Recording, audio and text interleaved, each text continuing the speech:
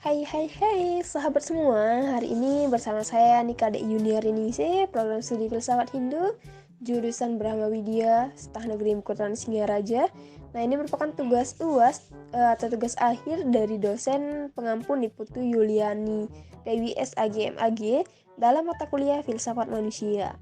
Nah, kali ini yang akan saya bahas yaitu tentang manusia super menurut Nietzsche.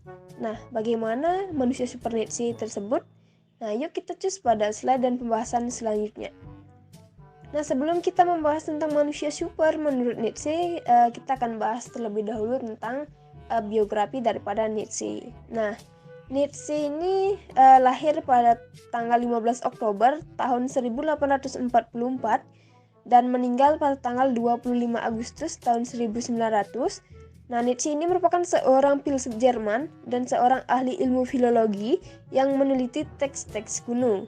Nah, Nietzsche juga menulis beberapa teks kritis terhadap agama, moralitas, budaya kontemporer, filsafat, dan juga ilmu pengetahuan. Nah, Nietzsche merupakan salah seorang tokoh pertama dari eksistensialisme modern yang ateis. Nah, itu tadi tentang biografi daripada Nietzsche. Kita lanjut tentang pemikiran filosofis daripada Nietzsche. Nah, pemikiran filosofis Nietzsche ini bersifat konseptual, yaitu berpikir dalam filsafat itu tidak hanya sekedar berpikir, tapi mempunyai konsep secara umum. Nah, konsep di sini artinya ketika kita belajar filsafat nih guys, bukan hanya kita berpikir saja, namun harus memiliki konsep atau pemikiran yang luas tentang filsafat tersebut.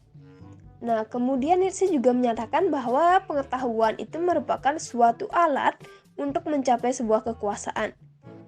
Nietzsche juga menyatakan bahwa pengetahuan itu merupakan kehendak untuk mendapatkan pengetahuan atau kehendak untuk tahu, tergantung akan besar kecilnya kehendak untuk berkuasa tersebut. Nah, artinya di sini adalah bagaimana ketika seseorang itu belajar dan memiliki pengetahuan itu tidak serta-merta hanya mengetahui saja atau hanya tahu saja, tetapi bagaimana seseorang itu mengetahui kebenaran daripada ilmu tersebut. Nah, seperti contoh nih, kita belajar tentang ilmu sains. Nah, kita tidak hanya tahu bahwa sains itu membahas tentang biologi, fisika seperti itu, tapi kita mencari kebenaran daripada ilmu sains tersebut. Nah, kita lanjut tentang manusia super menurut Nietzsche. Nah, ini merupakan inti dari pembahasan, yaitu salah satu titik ajaran Nietzsche yang terkenal ialah pendiriannya tentang manusia agung atau manusia super dan sebagai akhir daripada perkembangan setiap manusia. Nah, manusia super menurut Nietzsche di sini merupakan suatu individu-individu yang berkuasa, kuat, serta sehat dalam menjalani kehidupan yang membumi dan menggairahkan dan bebas dari kesalahan berupa keyakinan terhadap realitas transenden serta paksaan atau moralitas gerombolan.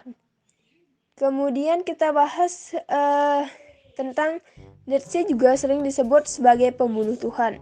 Nah, maksudnya di sini adalah Nietzsche ini bukan membunuh Tuhan yang berkuasa atau membunuh Tuhan yang ada di atas, tetapi Nietzsche membunuh Tuhan di sini artinya dia membunuh orang-orang yang menentang ajaran Tuhan atau menentang ajaran gereja, karena Nietzsche di sini merupakan seorang Kristen seperti itu. Kemudian jika kita kaitkan manusia unggul menurut Nietzsche dengan ajaran agama Hindu, itu adalah manusia super yang dijelaskan Nietzsche itu kan merupakan individu-individu yang berkuasa nih.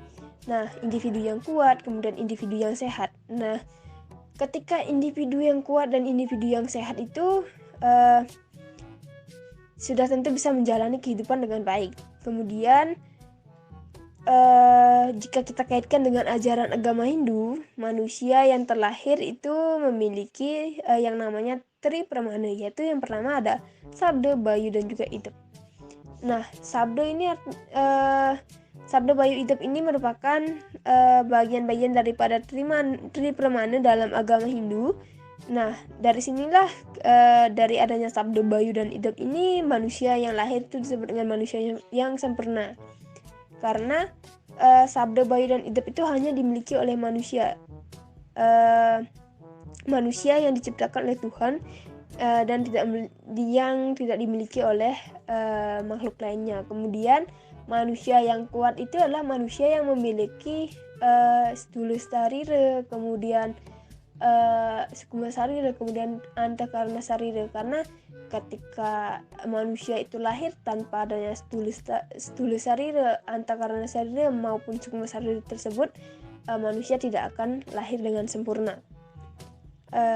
Oke, baik, itu saja yang dapat saya jelaskan dalam video kali ini. Semoga bisa bermanfaat untuk kalian dan menambah wawasan kalian. Saya mohon maaf bila ada salah dalam penyampaian maupun penyampaian kata-kata. Akhir kata saya tutup dengan Paramasanti, Om Santi Santi.